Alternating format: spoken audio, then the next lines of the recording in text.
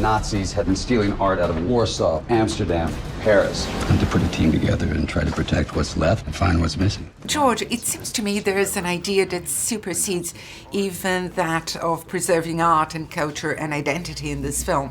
And that is a call against, the passive attitude, which is the habitual human reaction to what can I do? It's inevitable. So right. It's an interesting thing. Eisenhower was the first guy, and then it was Franklin Roosevelt, that really understood that this idea of what Hitler was doing, which is taking all this art, was not going to be, it was about destroying people's history and taking it away. And you can't just say that that's just ultimately what's going to happen. It's inevitable. There is a way to change that, Pat.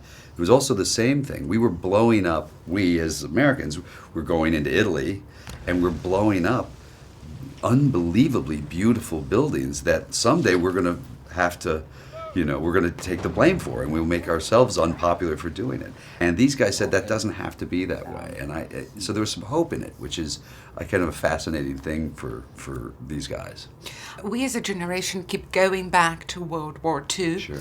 And do you think it's the last time we made sense of anything? For our country, in particular the United States, with the exception of the Civil War, World War II is the biggest event in our country, and in terms of the world, it's the biggest event in the world. Hitler is the easiest bad guy in the world. When you go bad guys, everybody in the world says Hitler. It makes it very black and white and very easy to tell those stories. What's fascinating to me about this is we've made an awful lot of them, and I'd never heard this story before. And to me, that was sort of a fascinating thing. Are any of the locations still accessible? Any of the mines? Yeah, we shot in a couple of the mines. We actually went into the mines and shot. We also went to one of the mines. When we drive up, there's one that with the big stone walls was where Hitler was secretly building the V-2 rockets. People in general might think it's easy when you have clout and goodwill on your side that you can get any film off the ground, and that is not the case, is it? No, they're hard to do. Any film is tricky to get made. It doesn't sound like it is, but most of the films are.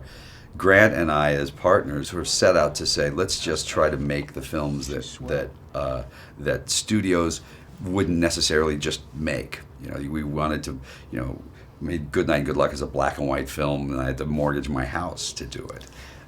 We did, Ides of March is a very difficult film to make a studio film, but we made it for $12 million instead of $40 million.